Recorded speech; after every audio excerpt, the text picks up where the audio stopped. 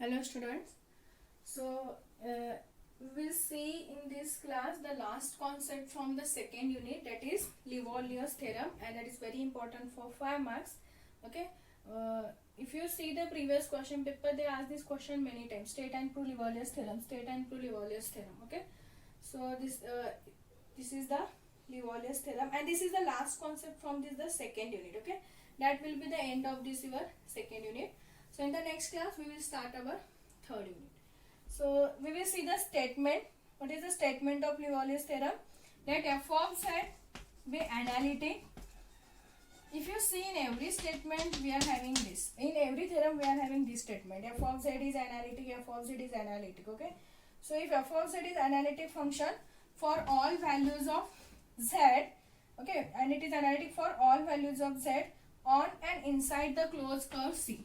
On and inside the closed curve C, and f of z is bounded. One more thing is given, f of z is bounded. Then we have to prove f of z is constant. What is the given thing?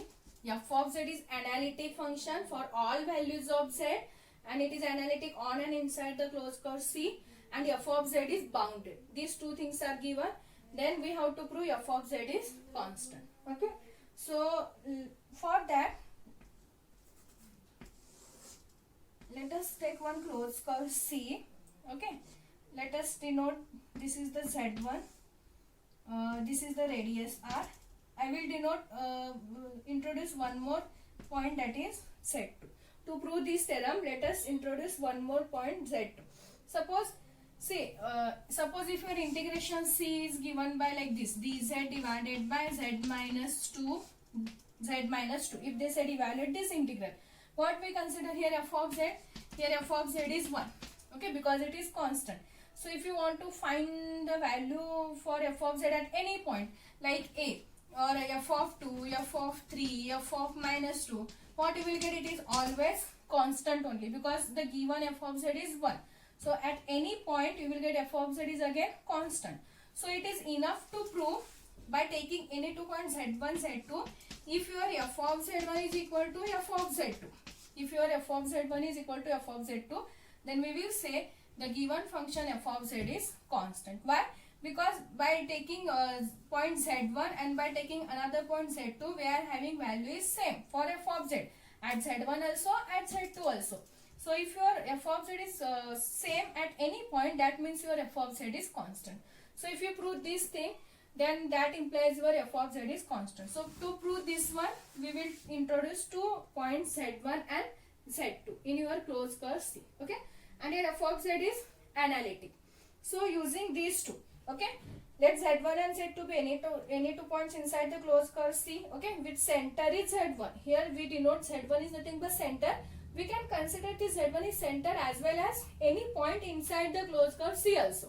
So here z1 is center and R is the radius. Okay, and this z2 is again one more point which lies inside the C.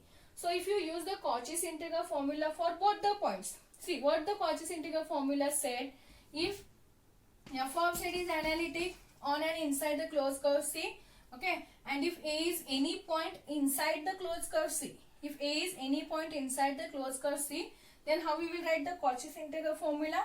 F of A is equal to 1 divided by 2 pi I C integration of f of z divided by z minus A dz. Okay, this is the formula.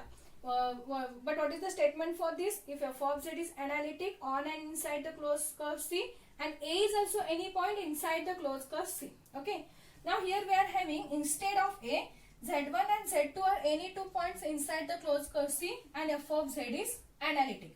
So first, with respect to z1, if f of z is analytic and z1 is any point lies inside the closed curve C, then what we will write the using Cauchy's integral formula?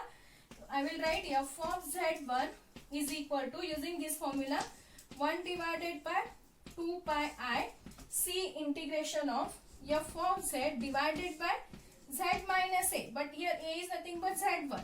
So you will get z minus z1 dz. This is with respect to z1. Similarly, z2 also lies inside the closed curve C, and here f of z is analytic for every value of z, either it is z1, z2, z3, any value. Okay, so again we will apply the Cauchy's integral formula for z2 also. So what we will get?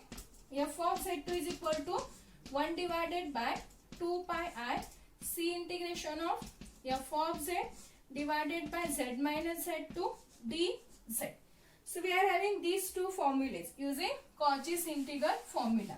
Okay, so because we can apply the statement for Cauchy's integral formula here, instead of a z1 and z2 are 2 point lies inside the circle. Okay, now to prove f of z1 is equal to f of z2, for that consider f of z2 minus f of z1.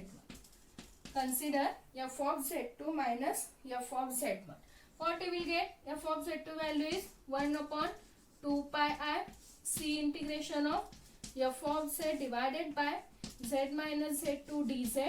Okay, minus 1 upon 2 pi I f of z1, that is this value, c integration of f of z divided by z minus z1 dz, that is f of z2 minus f of z1. Okay, so solve this.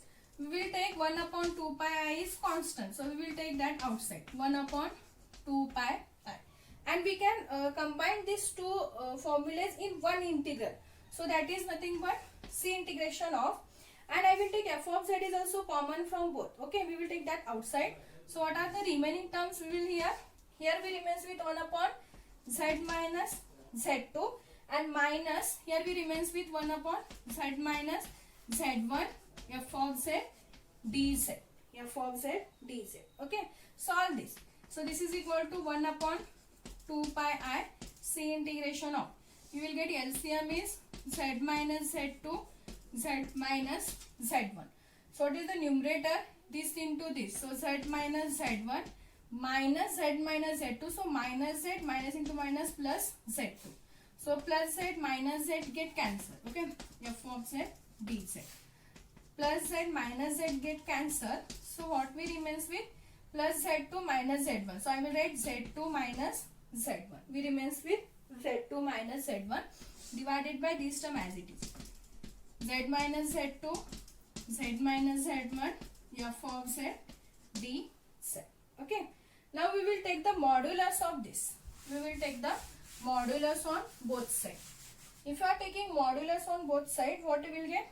Here we are having modulus of f of z2 minus f of z1 is equal to, again modulus of 1 upon 2 pi I c integration of z2 minus z1 divided by z minus z2 into z minus z1 f of z dz.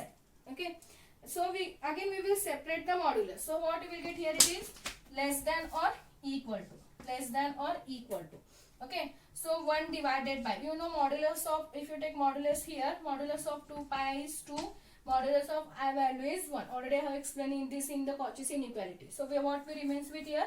1 upon 2 pi I. Here c integration of modulus of z2 minus z1 divided by modulus of z minus z2 into modulus of z minus z1 into modulus of f of z into modulus of dz. Separate the modulus. Now we want the value for each modular here. Now use the given thing. In the given statement they said f of z is bounded. In the given statement they said f of z is bounded. So what we will write? Modulus of f of z is less than or equal to m, where m is the real number. Okay, modulus of f of z is less than or equal to m, because in the given statement they said f of z is bounded. Now we will choose the r such that we want the modulus of z2 minus z1. So I will take modulus of z2 minus z1 is less than r by 2.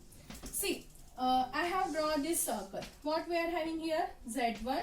This is the radius R2 and radius R, and this is the point Z2. We are having Z1 to this point value is R. Now we will choose Z2 minus Z1. We will choose this value Z2 minus Z1 such that this value is less than R by 2. Okay, so means this distance is very less than R by 2. If this is your R, you will get R by 2 is half of this. R by 2 is half of this. Again, we have choose this value z2 minus z1 is again less than that r by 2. Okay, so let us choose z2 minus z1 is less than r by 2. And in the given we are having using the given circle, modulus of z minus z1 is what? Less than r, because this is the center. If you use the equation of a circle, what we are having? Modulus of z minus a is equal to r. Modulus of z minus a is equal to r is using the given equation of a circle where center is a. Similarly, here we have denote the center is z1. So using the equation of a circle, how we will write this? Modulus of z minus z1 is equal to r. Okay. Now we will we are having z minus we are having z minus z1, z2 minus z1. Now we want the value of z minus z2 here. So to find the value of z minus z2, I will write modulus of z minus z2 is nothing but z minus z1 plus z1 minus z2. Because if you cancel this term, we remains with z minus z2. So how we will write this? This is less than or equal to.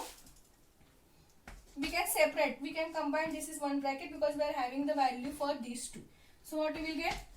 Modulus of z minus z1. Okay.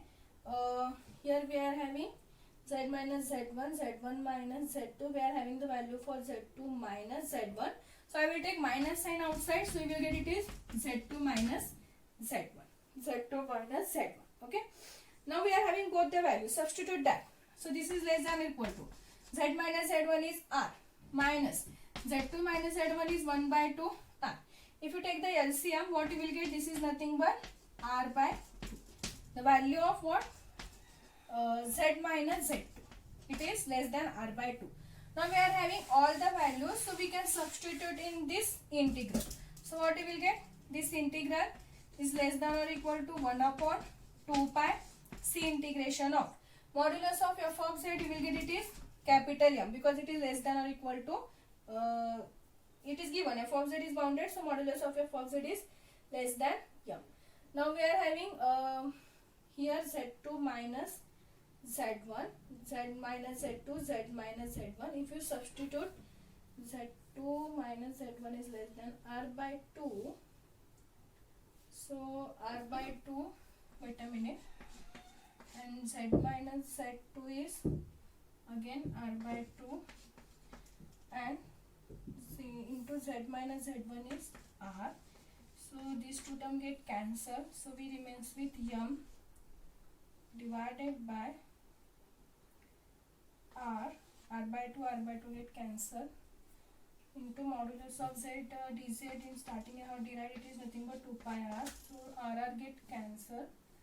So finally we remains with here 2, then m divided by r.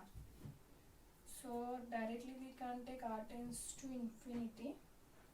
Okay, I will keep this term as it is, numerator term as it is, that is modulus of z2 minus modulus of z2 minus z1, because we have to take limit as r tends to infinity, so we want one z term, and we will substitute the values for the remaining term. So divided by, here we are having z minus z2, that is r, into z minus z1 is r by 2. Substitute all the values, and here modulus of dz. So here m is constant, so I will take it outside. So m divided by, and z2 is also constant, z1 is also constant. No, it is not constant. We are differentiating with respect to z. No. So at any point, yes, here z1 and z2 are the points, not the variables. It is point lies inside the circle, so we will take it is outside. So modulus of z2 minus z1 divided by r into r by 2, you will get it is r square divided by 2. So again it is also constant, we can take it outside. So what we remains with? C integration of modulus of dz. And I think you know, yes, you know this, in the starting only, in the first unit we find the value of C integration of modulus of dz, and it is nothing but length of the circle. Okay, so what we will get, it is the value of this is nothing but, I will keep this term as it is. Okay, r square by 2, so I will take 2 in the numerator, so here we remains with r square, and the value of modulus of dz is 2 pi r. Value of modulus of dz is 2 pi r, that is the length of the given curve. Okay, so here we are having given curve is nothing but circle, so you will get it is 2 pi r. Okay, now we are having this equation, so r get cancelled with 1 r, is it? Yes, so r square 2 pi, sorry, here we are having 2 pi, no, this 2 pi, so here also we remains with 2 pi, so these 2 get cancelled with these 2, pi get cancelled with this pi, so what are the remaining terms? M into, or first I will write 2 m modulus of z2 minus z1 divided by r. Okay, so we are having this equation, and in this side modulus of z2 minus f of z1. Okay, now if you take r tends to infinity, if you take r tends to infinity, RHS tends to 0. Why? Because if you take r tends to infinity, you will get this term divided by infinity, and any number divided by infinity, we know that the value is 0. So we will get this RHS is 0. So what you will get? Modulus of f of z2 minus f of z1 is less than or equal to 0. Okay, it is less than or equal to 0, or we can write it is equal to 0. Modulus of f of z2 minus f of z1 is equal to 0. If you remove the modulus, what you will get? F of z2 minus f of z1 is equal to 0. So if you transfer minus f of z1 on that side, you will get it is plus f of z1. Okay, because here by taking r tends to infinity, RHS tends to 0. So we assume that. So for any 2 points z1 and z2, we are having f of z2 is equal to f of z1, that is implies f of z is constant. Okay, that is the proof of the theorem. Now suppose if you substitute here z2 minus z1 value, what you will get? We are having z2 minus z1 is again r by 2. So if you substitute that value, here 2 get cancelled, r get cancelled, so only we remains with here m. Okay, so if you are having only m, then it is not possible to take r tends to infinity, then we want this side should be equal to 0. Okay, so that's why keep z2 minus z1 as it is, because again it is also constant, but we will keep that term as it is. Okay, so if you substitute the value, and if you take r tends to infinity, this implies this tends to 0, RHS tends to 0, so you will get f of z2 is equal to f of z1. Now since f of z2 is equal to f of z1, so you will get it is f of z is constant. Okay, so this is the Liouville's theorem, and this is very important theorem for 5 marks. So this is the last theorem from the second unit, and this is the end of your second unit. So in the next class we will start our third unit.